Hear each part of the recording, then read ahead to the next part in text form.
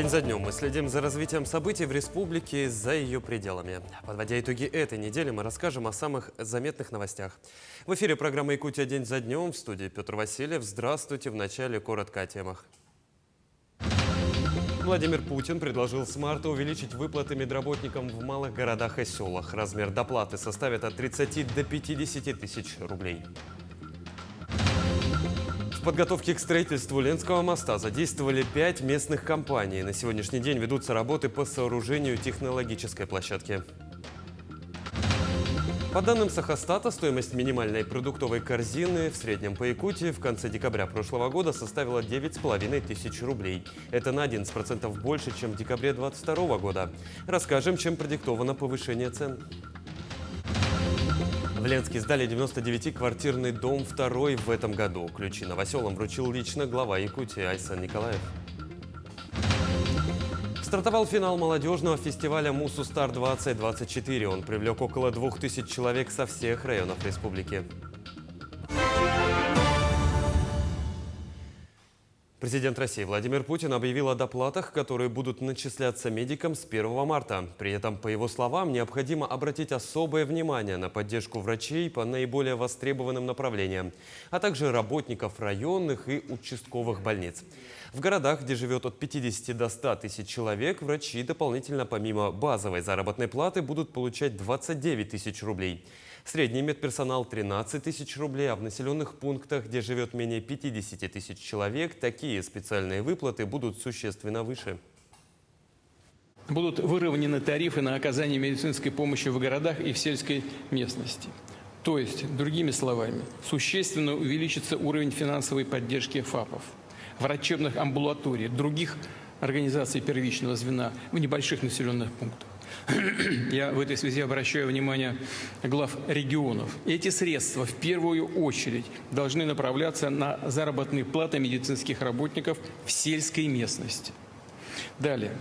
В прошлом году для медицинских работников первичного звена мы ввели ежемесячные выплаты. И вот то, о чем мы вчера вечером договорились с правительством. Предлагаю с 1 марта текущего года повысить их размер для специалистов, которые трудятся в малых городах, в районных центрах и селах. При этом обратить особое внимание необходимо на поддержку врачей по наиболее востребованным направлениям, а также работников районных и участковых больниц. Тарифы на оказание медицинской помощи в городах и сельской местности в этом году будут выровнены. Об этом также заявил президент Владимир Путин на пленарном заседании форума будущих технологий. По его словам, благодаря принятым совместно с правительством решениям вырастут зарплаты медработников, прежде всего в первичном звене, отметил президент. Он также подчеркнул, что это позволит значительно увеличить уровень финансирования ФАПов, врачебных амбулаторий и других учреждений первичного звена здравоохранения и небольших населенных пунктах. Глава государства подчеркнул, что властям регионов следует направлять выделенные средства в первую очередь на зарплаты медиков, работающих на селе. Правительство до конца текущего года должно запустить национальный проект по развитию современных технологий здравоохранения. По словам Владимира Путина, потребуется определить источник финансирования нацпроекта и выделить необходимые средства на его реализацию. Глава государства отметил, что формат нацпроекта позволяет выстроить всю технологическую цепочку от создания фундаментальных заделов и прикладных решений до средств производства и подготовки сотрудников. Мобильная хирургическая бригада республиканской больницы номер 2 завершила свою работу в Алданском районе. В течение недели специалисты бригады провели 24 операции. Несколько десятков жителей прошли эндоскопическое обследование. Подробности знает Татьяна Махнина. Восстановительный период проходит без осложнений. Пациенты, перенесшие операции по эндопротезированию суставов, вновь обрели способность самостоятельно передвигаться и уже сделали первые шаги. После проведенного оперативного лечения пациенты были активизированы, подняты, как мы говорим, на ноги. Кто-то уже обходится без костылей, поэтому наша задача, можно сказать, выполнена на 100%. Люди смогут снова ходить. Мобильная хирургическая бригада Республиканской больницы номер 2 Центра экстренной медицинской помощи завершает работу в Алданском районе. На базе хирургического отделения специалисты провели 24 операции. Кроме эндопротезирования суставов, были осуществлены колопроктологические и отоларингологические операции. Пациентам с желчнокаменной болезнью помощь оказывалась лапароскопическим методом. В таком формате, с таким финансированием, то есть с таким подходом, это впервые в Российской Федерации. По сути, мы являемся как бы пилотом. И я надеюсь, что потом это будет тиражироваться уже на другие субъекты Российской Федерации. Наряду с оказанием оперативной помощи специалисты мобильного хирургического центра вели консультативный прием. Несколько десятков человек были направлены на эндоскопическое обследование. Для кого-то эта процедура может стать залогом сохранения жизни. Малоинвазивным методом диагностики были выявлены подозрения на онкологию. Взяты анализы, биопсии и так далее. И далее будет уже маршрут проложен пациентам в республиканские клинические больницы. В мобильную хирургическую бригаду, состав которой был сформирован в соответствии с потребностями района, вошли 9 врачей разного профиля. Консультативные приемы специалисты вели в поликлиниках Алдана, Тамота и Нижнего Куранаха. Некоторые пациенты получили направление в Якутск. Им будет оказана помощь в условиях республиканской больницы номер 2. Соответственно, мы сразу определяем дату госпитализации, время госпитализации, отделение госпитализации пациентам. То есть становится намного проще. То есть тут взаимосвязь становится очень узкая, близкая. И, скажем так, удобство для пациентов, экономия времени, средств, денег, оно значительно идет. В Якутии потребность в оказании специализированной медицинской помощи остается высокой, и создание выездной бригады с целью оказания помощи гражданам на месте позволяет эту потребность минимизировать. Татьяна Вахнина, Александр Лукин, Алдан.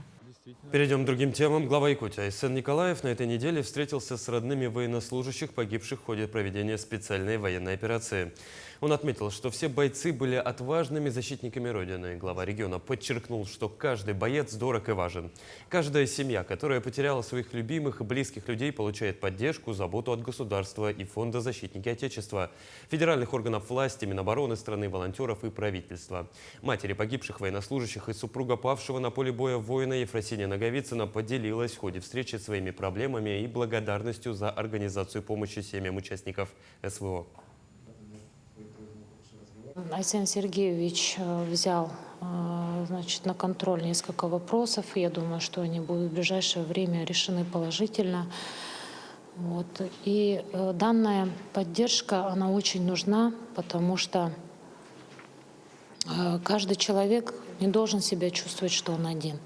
А мы в нашей Якутии каждый раз убеждаемся, что мы действительно не одни. С нами все. Все, начиная от высших чинов, кончая с простыми людьми, которые трудятся у нас в тундре. Добровольческая помощь давно стала неотъемлемой частью жизни общества. Одна из групп волонтерского движения в Нерюнгри «Зов Севера» сегодня активно поддерживает участников специальной военной операции. Продолжат тему наши коллеги. Сегодня в состав волонтерского движения «Зов Севера» входят сотни человек. Участники группы регулярно собирают и отправляют гуманитарный груз на СВО. Кроме того, добровольцы сами производят тактические приспособления для армии. Сети, окопные свечи помогают финансово. Для сбора финансовой помощи также был организован большой благотворительный концерт в Нерюнгри. Слава Богу, откликаются все, поддерживаются все, это чувствуется. Да, собранные деньги с данного мероприятия, они будут отправлены как раз-таки на помощь и поддержку участников СВО. То есть будет что-то приобретено такое конкретное, нужное для выполнения, для более успешного выполнения боевых задач нашими ребятами, нашими земляками. Всех этих нерюнгринцев объединяет неравнодушное отношение к нуждам других людей и желание творить добро. Но основное, конечно, это помощь, чтобы была материальная, да, чтобы обеспечить средствами всеми возможными, которые нужны ребятам для защиты, для обороны. Но также, естественно, это и помощь, скажем, душевная.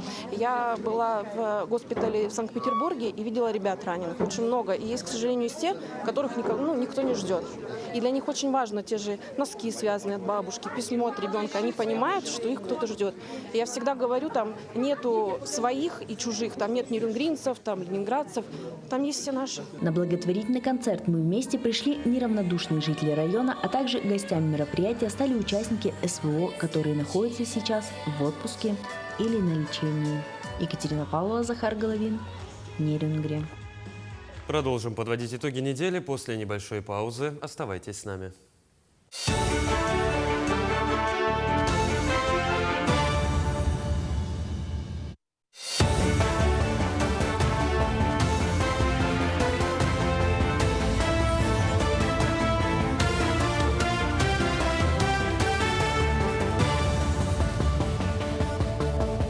Это итоги недели, мы продолжаем. Правительство России утвердило перечень объектов опорной сети транспортно-логистической инфраструктуры Северного завоза. В него вошли 12 автомобильных дорог. Так, это автодороги общего пользования регионального и межмуниципального значения: Амга, Умна, Санабар, Арктика, Яна, Индигир, Верхояние, Булун, Себян, Усть-Куйга, Депутатский, Белая гора, Алазея, Усть-Куйга, Казачья, Кресты. Кроме того, в перечень включены железнодорожные станции, объекты водного транспорта, включая морской порт Тикси. Работы по строительству Ленского моста стартовали в республике в конце января текущего года. Так, на данный момент уже идет подготовительный этап. Готовится место, где через несколько лет будут проложены подъездные пути и пилоны сооружения. Подробности в нашем следующем материале. Работы по строительству Ленского моста стартовали в конце января. Сейчас идет подготовительный этап. Готовится место, где уже через несколько лет будут положены подъездные пути и пилоны уникального сооружения. Пока главная задача строителей – перенести коммуникации и подготовить технологические площадки. Площадь первой из них, где сейчас ведется отсыпка песчаного основания, более 1,5 десятков гектаров. Для ее подготовки разместят более 250 тысяч кубометров материалов. На объекте задействованы 10 единиц спецтехники, в том числе грузовики мощностью в 40 тонн.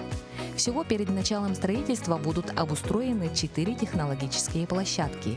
На них строители разместят строительные вахтовые городки для рабочих, перевалочные базы для стройматериалов и техники. Для того, чтобы доставить стройматериалы к месту строительства, также планируется построить технологический мост через Табагинскую протоку.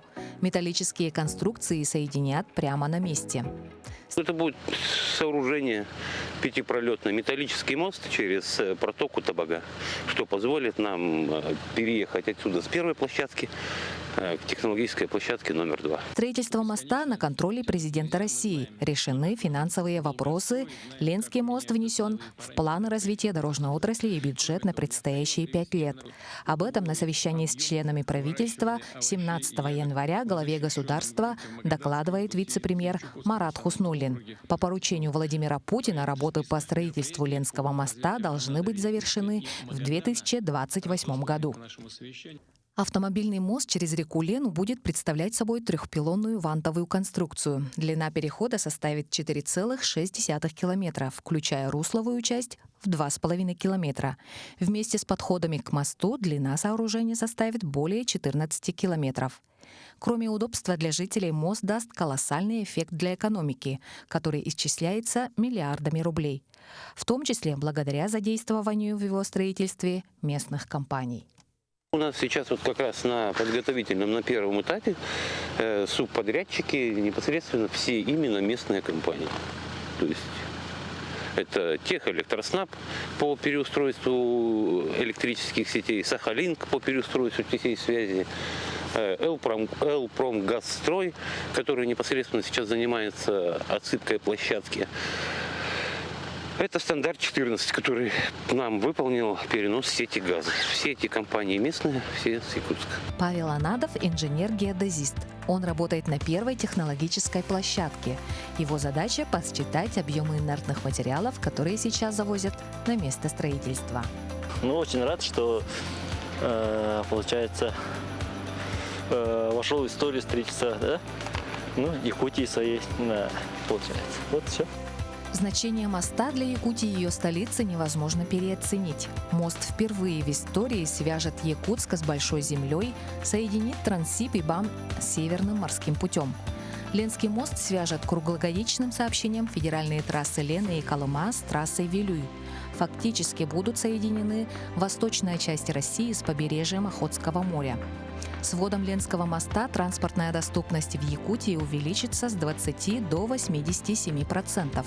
Ежегодная экономия бюджета на затратах по северному завозу составит не менее 4,7 миллиардов рублей. Это повлияет не только на экономику региона, но и на ценах в магазинах рядом с домом. Экономисты утверждают, в Якутске и на левобережье они точно станут ниже. Наша съемочная группа решила узнать у жителей столицы республики, как они отреагировали на начало строительства Ленского моста. Хорошо было бы, если мост был бы. Я даже не знала, что началось. Нужен, конечно, нужен республике мост. Даже вообще без вопросов. Сами речники мы знаем. Уже началась стройка. Да. Сейчас вот интенсивно начали. Уже площадки делают. Я даже ездил туда, смотрел. А что вы думаете по этому поводу? Ну, конечно, мост Ну, нужен. я думаю, что это же хорошо. Наконец-то у нас столица будет с доступом всего транспорта. Железная дорога пусть там, но транспорт, он же не железнодорожный мост будет. Автомобильный. Мост. Да? Ну, то есть людям можно что будет еще? просто, конечно, добираться, считать, с тех отдаленных районов, с Бестяха, с того же. Люди отдают большие деньги, чтобы передвигаться летом на тех же катерах, на паромах, да, то есть, а тут, соответственно, будет намного дешевле и безопаснее, да, потому что все-таки же мост все равно качественно будут строить.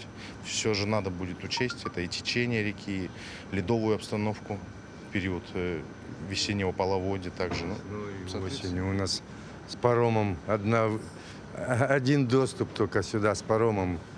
Такие деньги люди платят там страшно. Покупать в магазины в период, когда еще зимник не открыт, а паром уже ходить не может. То есть, соответственно, это же очень все дорого и затратно, и у нас это проблема большая. Мы надеемся, что здесь сразу же и цена должна упасть, соответственно. Самое главное. Сколько это займет времени? Вот еще. Ну да. Уже должны, я поеду на машине уже через мост. Замечательно, круто для логистики. Я думаю, что это напрямую повлияет на ценообразование рынка в Якутии, в Якутске точнее. Ну, так и должно было быть рано или поздно. Мы уже не стоим на месте. Так что еще просто как факт воспринимаю. Порядка 165 миллиардов рублей будет выделено из федерального бюджета на реализацию программы реновации 25 городов Дальнего Востока. Об этом сообщил вице-премьер, полпред президентов ДФО Юрий Трутнев. Он подчеркнул, что реновация позволит приобрести еще большее значение другой программе дальневосточной концессии, которая позволяет привлекать частные инвестиции во строительство медицинской, спортивной, инженерной инфраструктуры, объектов образования и культуры. За последние 2 года в рамках дальневосточной концессии на строительство объектов в 9 регионах было направлено 96 миллиардов рублей. Так, например, в Якутии проведут реконструкцию 4 нефтебаз, необходимых для северного завоза и обеспечения удаленных территорий. Уважаемый Михаил Владимирович, дальневосточная концессия в 2024 и последующие годы приобретет еще большее значение, поскольку станет одним из важнейших механизмов финансирования, реализуемой правительством по поручению президента Российской Федерации программы реновации дальневосточных городов. Вы знаете, что в рамках программы будут улучшены условия жизни в 25 городах, построен новый город-спутник. Всего результат этой работы ощутит на себе более 4 миллионов населения Дальнего Востока, половина. На реализацию программы предусмотрено выделение из федерального бюджета в 2024-2026 годах 165 миллиардов рублей. Работа уже началась, будем вам о ней докладывать. Спасибо, Юрий Петрович. Развитие Дальнего Востока – одна из наших самых приоритетных задач. И мы, конечно, должны обеспечить граждан этих субъектов комфортными условиями уровня жизни. Пожалуйста, продолжайте тогда на контроле держать, в том числе и вопросы, о которых я ранее сказал. Тем временем в Якутске продолжается реконструкция площади Ленина. Идет демонтаж старых элементов благоустройства, работает тяжелая техника. По проекту площадь разделена на 3 участка: зону отдыха, озеленена деревьями, кустарниками и многолетними растениями. В центре установят сухой фонтан, ну а имитация фонтана представляет собой светомузыкальный комплекс. По двум краям площади расставят 12 СРГ высотой в 13 метров. После благоустройства у жителей и гостей города Якутска появится современное и комфортное общественное пространство с национальным колоритом. Завершение работ планируется в летний период, но контракт у нас заключен на октябрь месяц завершения. Это связано с тем, что работы подразумевают запуск фонтана и еще, соответственно, передача документов. Поэтому октябрь месяц – это завершение именно полного цикла.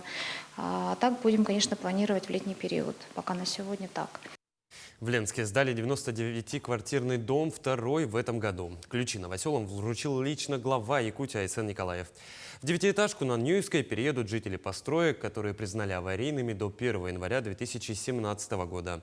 Благодаря программе переселения 3500 ленчан уже улучшили свои жилищные условия. Подробности в материале Светланы Балеевой. Сразу с самолета Илдархан направился на открытие нового дома по улице Ньюйская, 3, корпус 2, который был построен по программе переселения из аварийного и ветхого жилья. Застройщиком является ЗАО «Три семерки». В этот день квартиры получили 99 семей. Все сделаем, чтобы задача, поставленная президентом, здесь у нас была полностью реализована, решена. И в следующем году в Ленске не осталось уже аварийных домов, признанными такими до 1 января 2017 года. Ну и впереди у нас большие задачи, чтобы сделать Ленск, как вы сейчас сказали, современным, красивым, благоустроенным городом. Айсен Николаев вручил новоселам ключи и посетил новые владения молодой семьи. Очень рады, что вы наш первый гость. Спасибо.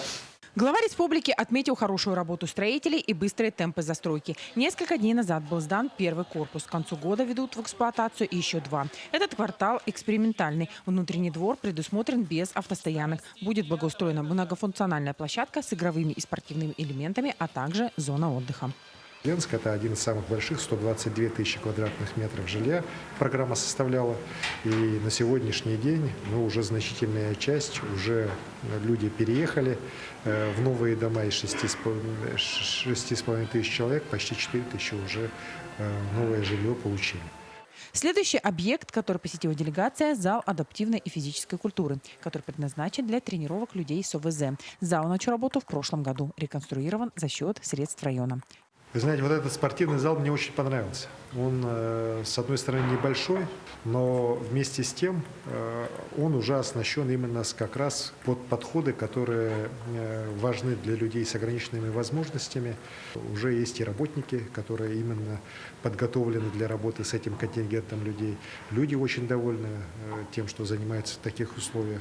Ну и спортивное оснащение, оно сделано как раз при спонсорской поддержке Иркутской нефтяной компании, ее дочерней организации «Саханефть», и тоже замечательный пример социальной ответственности бизнеса.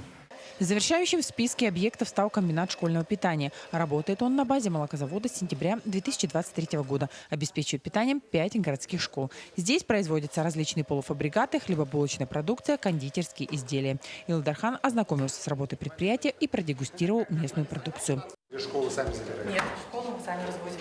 Также глава провел совещание в районной администрации с руководителями промышленных предприятий, на котором обсуждались вопросы развития нефтегазовой отрасли республики.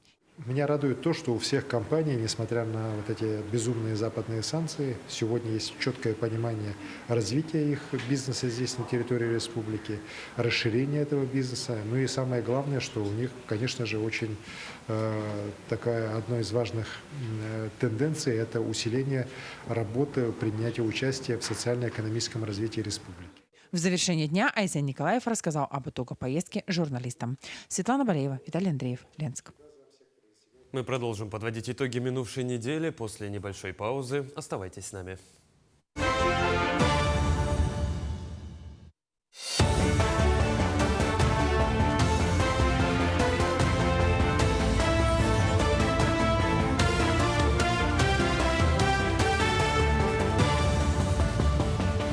Это итоги недели, мы продолжаем.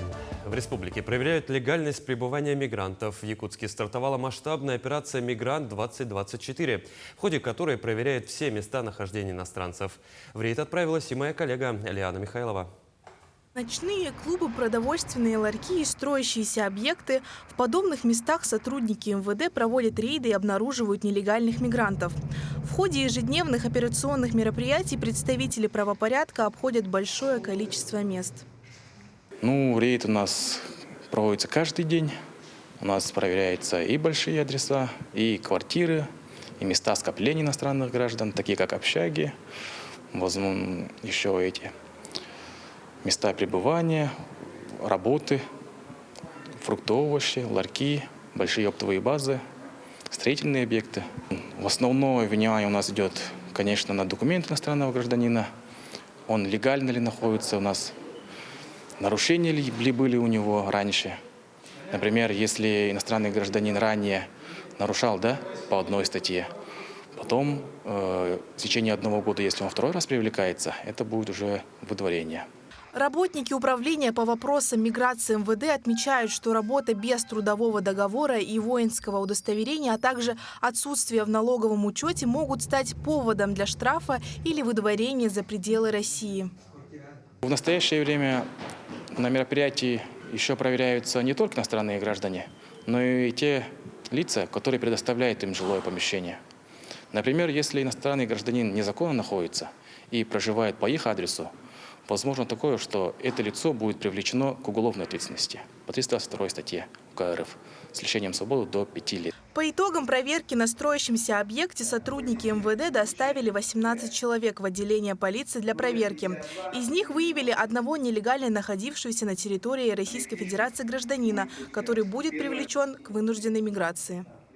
На сегодняшний день по адресу Вилюйский тракт, 3-й километр, нами были проверены строящийся объект, комплекс, где работают иностранные граждане, осуществляют трудовую деятельность. В ходе проверки документов нами был установлен незаконно находящийся иностранный гражданин, которому ранее был закрыт въезд. Данный гражданин дальше будет направлен в суд для выдворения из Российской Федерации. С начала текущего года сотрудники МВД провели проверку 4113 мигрантов, 78 из которых находились на территории России нелегально. Было возбуждено 223 административных правонарушения. Проверки будут продолжены. Лиана Михайлова, Алексей Степанов, Иван Сорокаумов, Якутск. Покупка продуктов – настолько привычное явление, что многие якутяне даже не задумываются о том, сколько тратили буквально год назад. Однако ситуация на рынке ежемесячно наблюдается. В 2023 году наблюдение проводилось по 546 видам товаров и услуг в Якутске, Мирном, Нерюнгри, Алекминске, Вилюйске, а также Зырянке и Уснере. О результатах мониторинга расскажет Даяна Федорова.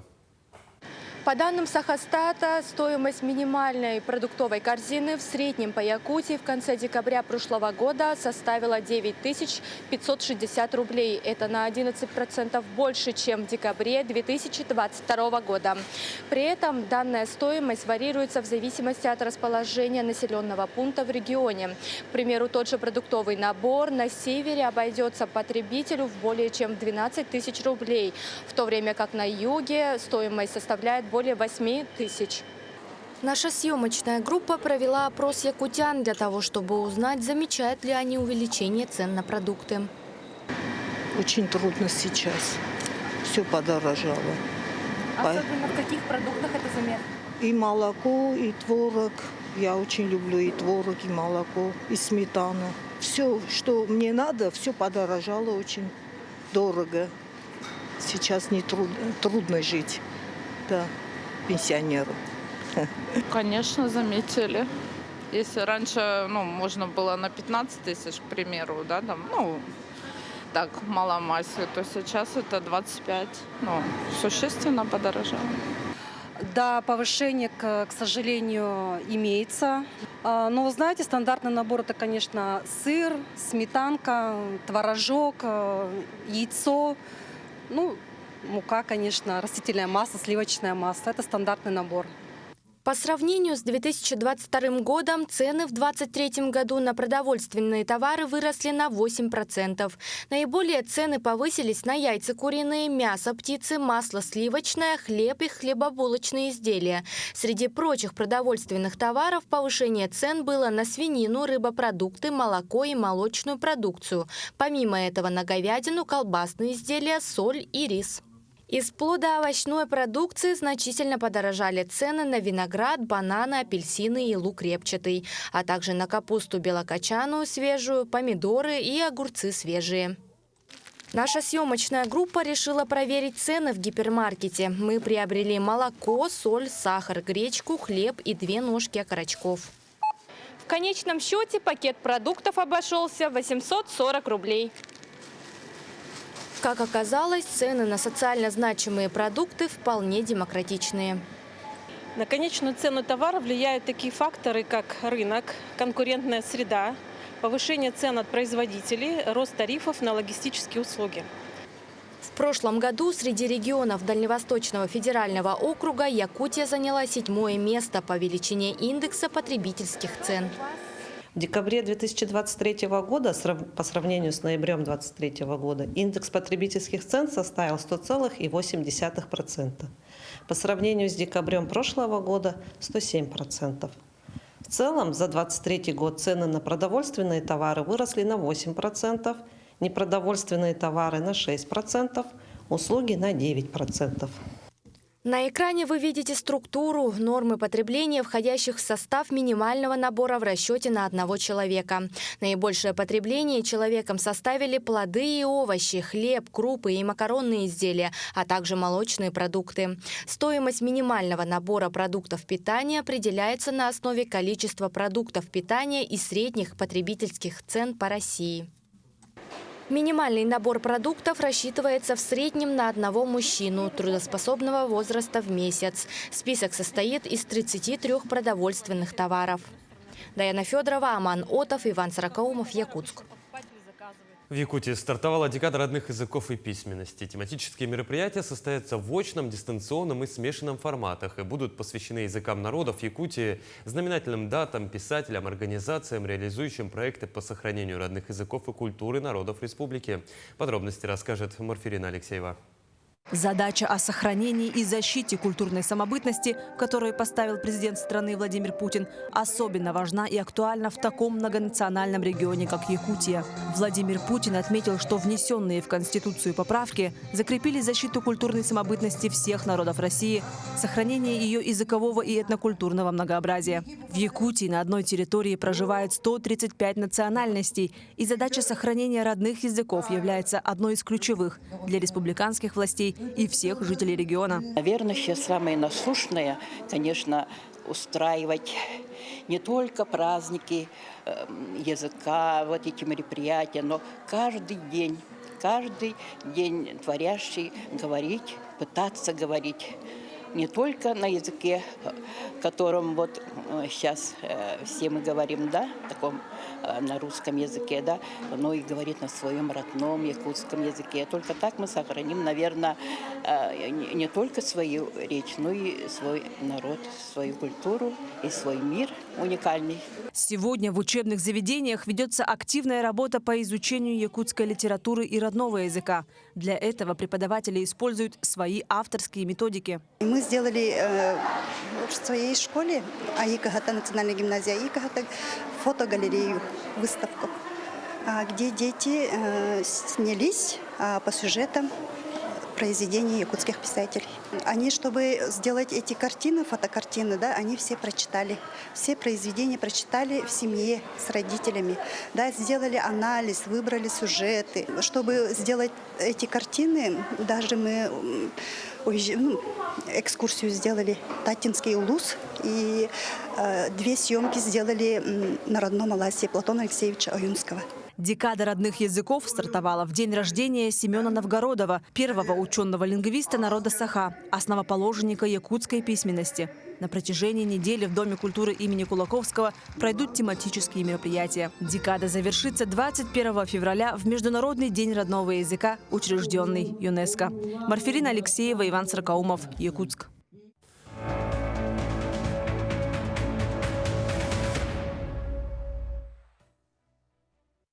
В рамках молодежного фестиваля «Мусустар» был проведен республиканский конкурс на знание традиций, обычаев и культур народов Якутии под названием «Время традиций». Накануне финального шоу в Доме дружбы народов имени Кулаковского прошло торжественное награждение победителей. Подробности смотрите в сюжете Вероники Таюрской. Республика Саха-Якутия славится своей многонациональностью. Так, на ее территории проживают представители 135 народностей, а также было создано 82 национально-культурных объединений. Для такого субъекта, как Якутия, вопросы самобытности имеют большое значение. Президент России Владимир Путин на заседании Совета по межнациональным отношениям в 2023 году отметил, что внесенные в Конституцию поправки, разработанные в том числе при вашем, уважаемые коллеги, участии, закрепили защиту культурной самобытности всех народов России, сохранение ее языкового и этнокультурного многообразия. Конкурс «Время традиций» способствует сохранению своей уникальности. Сегодня прошло очень такое яркое, красочное мероприятие, где представители разных народов, национальностей продемонстрировали именно свою кухню, к примеру, продемонстрировали свои танцы, культуру, то, как, к примеру говоря, насколько красочно и дружно мы можем жить едино в республике. Одним из направлений в рамках трека «Этномы» стало представление народа и их национальных обрядов.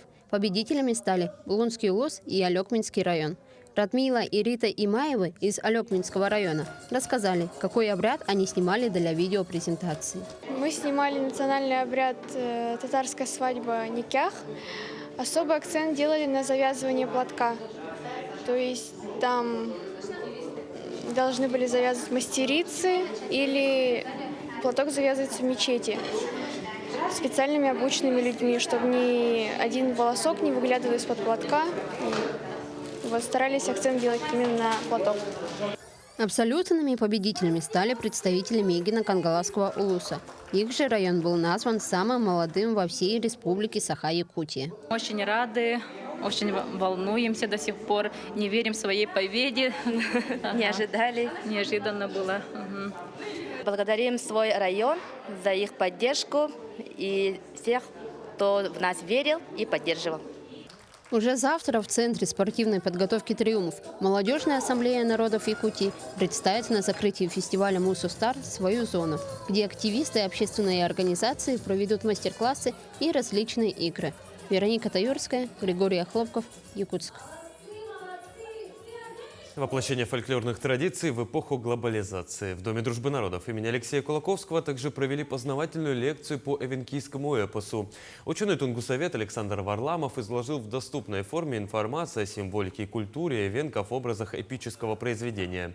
На лекции присутствовали широкий круг интересующихся эвенкийской культурой. Это мастера прикладного творчества, руководители танцевальных коллективов, а также студенты. Коллективно решили обмениваться знаниями науки и общества, традициями для того, чтобы наша культура была актуальной в современном мире. И сегодняшняя лекция у нас будет посвящена традициям эвенкийского эпоса, мифа и вообще фольклора в целом и его потенциалом для использования в современном искусстве разных его форм. Мы продолжим подводить итоги минувшей недели. После небольшой паузы оставайтесь с нами.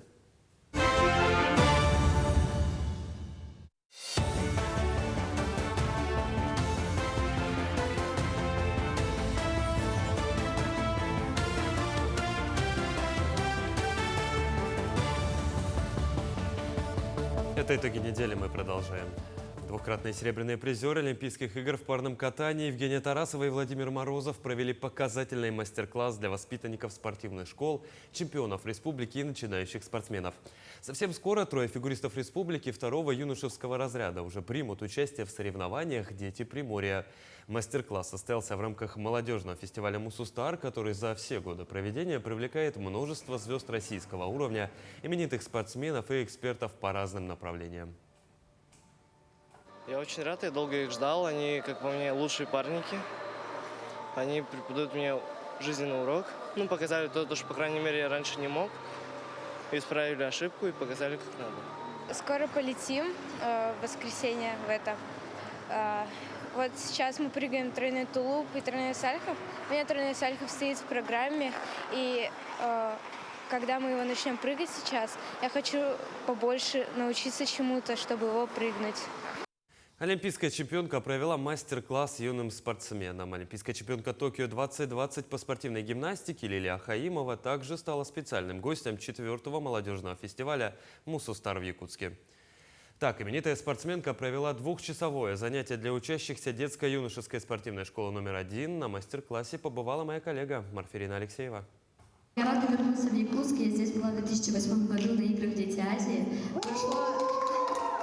Прошло 16 лет, и я рада снова здесь оказаться. Учащиеся спортивной школы с теплом и трепетом встретили именитую спортсменку. Этим же ответила и титулованная гимнастка. Ее восход в спортивной карьере начался с победы на 4-х международных играх «Дети Азии», которые прошли в 2008 году. И вот снова, когда игры проходят дома, Лилия вернулась, но уже в роли хедлайнера. Своим примером мотивировать подрастающее поколение. Сама понимаю, насколько это важно, когда приезжает человек, который уже чего-то добился и делится с детьми, потому что в мое время приезжала так Света Хоркина, делилась своим опытом, я смотрела на нее, равнялась и стремилась. Это очень важно, потому что не всегда детям удается видеть, да, встречать чемпионов и общаться с ними тем более.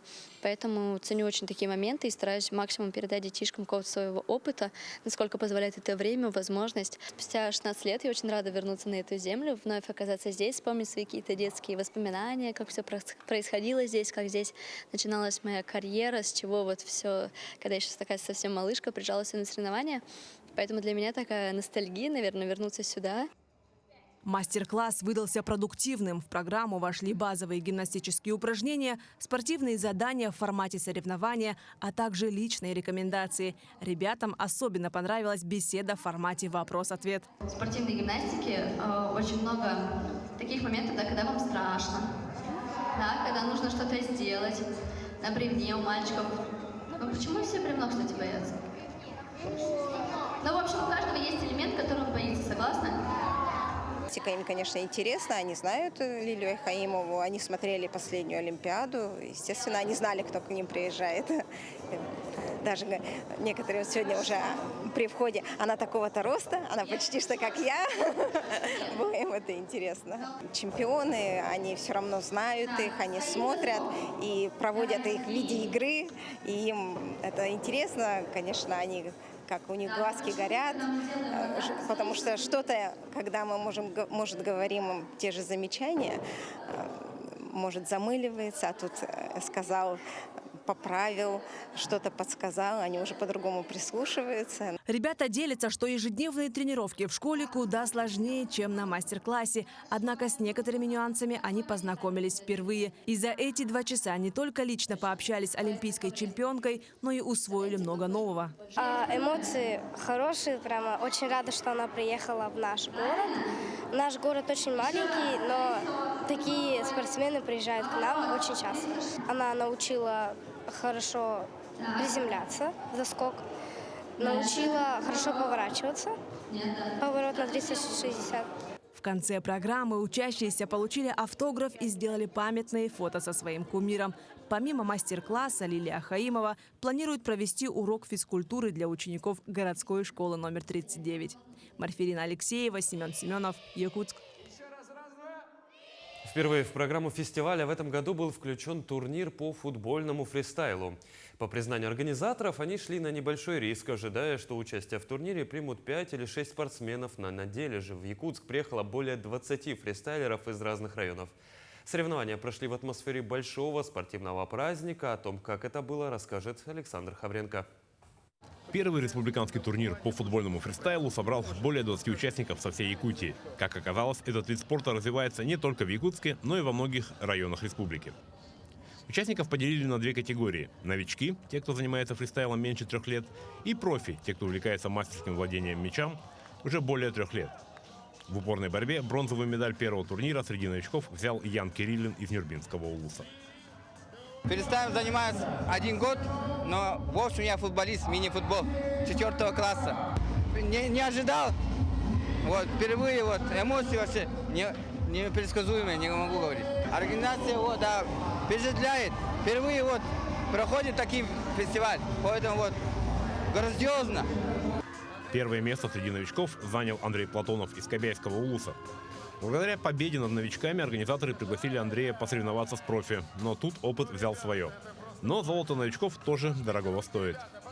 Фристайлом в школе занимался в 10 классе. Потом узнал, что в Мус-Устаре есть такое направление по футбольному фристайлу. Я обрадовался и принял. Неделю тренировался. Все парни молодцы, очень хорошие, достойные участники. Я сам удивился, что занял место. Я как просто хотел принять участие, но все-таки первый фестиваль, да? Масштабно, не ожидал. Я думал, где-то в комнате будем сидеть. Оказывается, на стадионе Говсун. Главным идейным вдохновителем турнира по фристайлу стал Петр Говоров. Сам он уже более 16 лет занимается фристайлом, и провести турнир по этому виду спорта было его заветной мечтой. И вот в этом году, благодаря фестивалю Мус-Стар, мечта воплотилась в реальность. Даже на чемпионате России такого уровня, масштаба нету. Это я говорю реально и честно. Даже на чемпионате России. Я был там и участвовал. И на чемпионате Европы тоже. Это уровень. Республика Саха-Якутия, город Якутск, вы лучшие, вы суперские. И, конечно, мы будем продолжать, мы будем идти дальше, мы будем приглашать хедлайнеров. Может быть, даже в следующем году именитого футболиста. Я не буду говорить кого, но он очень крутой. Главный итог первого турнира Якутии по футбольному фристайлу – то, что нашлись люди, желающие выступать и соревноваться. И наверняка после первого турнира в дальнейшем для участия съедутся уже не 20 спортсменов, а сотня. И, возможно, на следующий фестиваль Мус-Стар посоревноваться с нашими ребятами приедут фристайлеры из других городов и субъектов страны. Александр Хавренко, Георгий Григорьев, Якутск. В Якутске начался очный этап молодежного фестиваля Мус-Стар-2024, который собрал около 2000 участников со всех районов республики. Программа фестиваля включает в себя 24 конкурса по 14 различным направлениям. Ну а в эти минуты в спорткомплексе «Триумф» проходит грандиозное завершающее мероприятие с выступлениями звездных гостей и участников. Напомню, молодежный фестиваль Мус-Стар проводится в Якутии с 2021 года. Он призван выявлять, поддерживать и продвигать молодые таланты республики в различных областях, а также способствовать развитию идей добровольчества и здорового образа жизни. Сегодня трек впервые у нас появился «Открой Якутию», где участвуют 28 районов, 119 участников по разным номинациям. Это лучший молодой повар, лучший гид-экскурсовод и лучшие видеоролики. Сегодня Мус-Стар фестиваль объединяет нашу талантливую молодежь, и любовь к своей родине – это и есть патриотизм. 28 видеоматериалов, которые были подготовлены как видеосюжеты, почему нужно приезжать именно к ним в район для туризма, да, в целом. Поэтому это и есть патриотизм, когда молодые уже ребята начинают создавать видеоконтент, а контент сегодня и формирует тренды. Это касается и не только «Открой Якутию», и нашего трека, который относится к малому бизнесу. Такое видели минувшую неделю наши корреспонденты. Вы смотрели итоговую программу «Якутия. День за днем». Мы продолжим следить за развитием событий в республике и за ее пределами. Ну а я с вами прощаюсь. Всего доброго и до встречи в эфире.